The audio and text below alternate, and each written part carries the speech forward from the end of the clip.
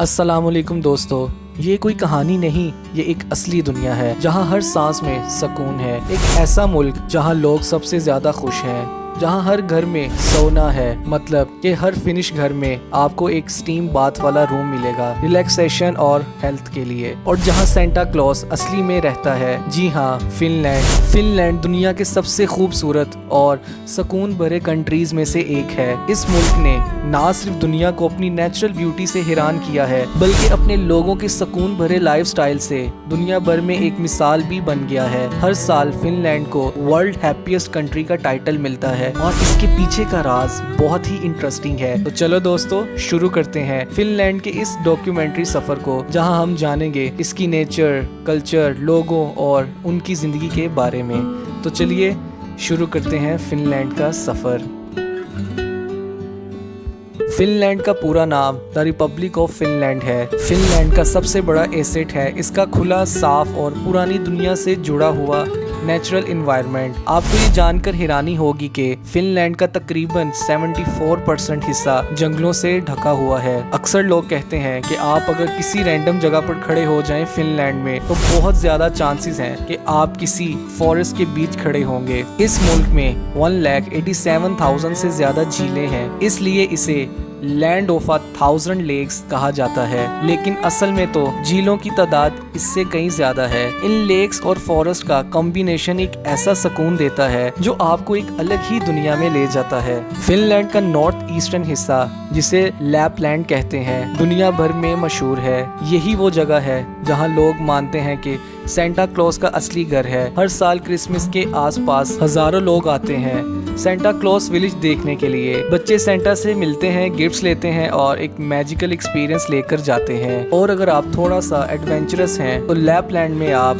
Northern lights का मजा भी ले सकते हैं। साल के 200 से ज्यादा दिनों में आसमान में कलरफुल लाइट्स का ये डांस देखना एक जिंदगी भर का तजुर्बा होता है। दोस्तों, अगर आप फिनलैंड जाएं और किसी घर में आपको साउना ना मिले तो समझ लीजिए या तो आप किसी और मुल्क में हैं या किसी होटल के बेसमेंट में। फिनलैंड में 5.5 मिलियन लोग रहते हैं और यहाँ 3 मिलियन सोनास हैं, यानी हर घर में सोना का मतलब है कि हर फिनिश घर में आपको एक स्टीम बाथ वाला रूम मिलेगा रिलैक्सेशन और हेल्थ के लिए। सोना सिर्फ एक वेलनेस रूटीन नहीं, ये लोगों के कल्चर का पार्ट है।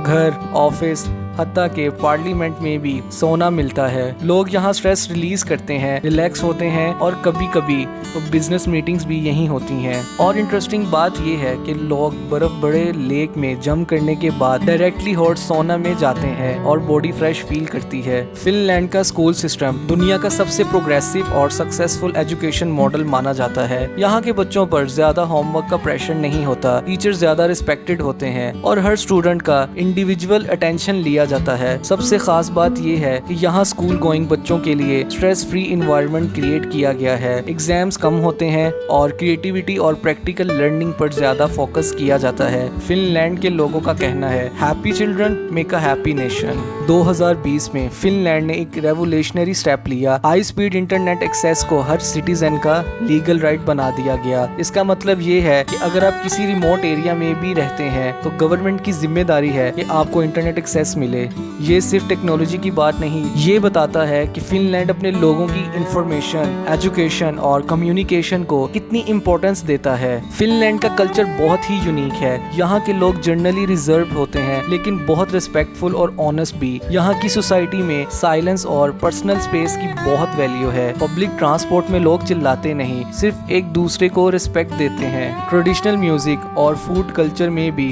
फिनलैंड अपना एक डिस्टिंक्ट टेस्ट रखता है। यहाँ पर ट्रेडिशनल डिशेस हर घर का हिस्सा है। फिनलैंड की एक और इंटरेस्टिंग बात है, यहाँ होता है एक यूनिक कंपटीशन जिसका नाम है वाइफ कैरिंग चैंपियनशिप। इस रेस में मर्द अपनी वाइफ को कंधे पर उठाकर ऑब्स्टेकल रेस कंप्लीट करता है और जीतने वाले को मिलती है बियर इतनी क्वांटिटी में जितना उनकी बीवी का वजन हो। और दोस्तों, अगर आप हैवी मेटल म्यूजिक के फैन हैं, हर दूसरा बंदा या तो एक मेटल बैंड में होता है या मेटल कॉन्सर्ट में रेगुलरली जाता है। फिनलैंड में पॉपुलेशन डेंसिटी बहुत लो है, इस वजह से ट्रैफिक जैम्स का कॉन्सेप्ट ही नहीं।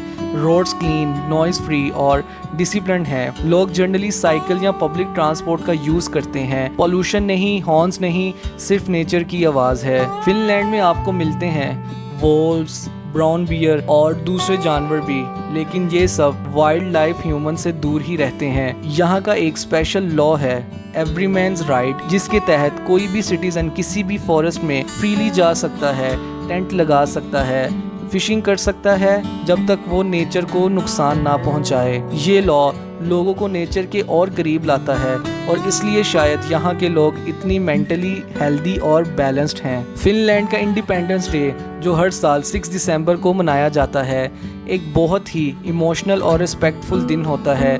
यहाँ फायरवर्क्स नहीं होते, लोग बस अपने घरों के विंडोज़ में 2 कैंडल जलाकर साइलेंटली अपने हीरोज़ को याद करते हैं। ये सिंप्लिसिटी और ग्रेस फिनलैंड के असली कल्चर का चेहरा है। तो दोस्तों, ये था सफ़र फिनलैंड का, एक ऐसा मुल्क जहाँ खुशी, नेचर, रिस्पेक्ट और क्वालिटी लाइफ हर जगह छाई हुई है। इस डॉक्यूमेंट्री से एक बात तो क्लियर हो गई, अगर आप ज़िंदगी में सुकून ढूंढ रहे हैं तो शायद उसका रास्ता फिनलैंड से होकर गुजरता है। अगर आपको ये वीडियो पसंद आई हो तो ज़रूर लाइक करें, सब्सक्राइब करें और कमेंट में बताएं आप फिनलैंड की किस जगह को सबसे पहले एक्सप्लोर करना चाहेंगे। मिलते हैं अगले सफ़र में एक नए मुल्क के नए रंगों के साथ। तब तक के लिए अल्लाह हाफिज़। सब्सक्राइब।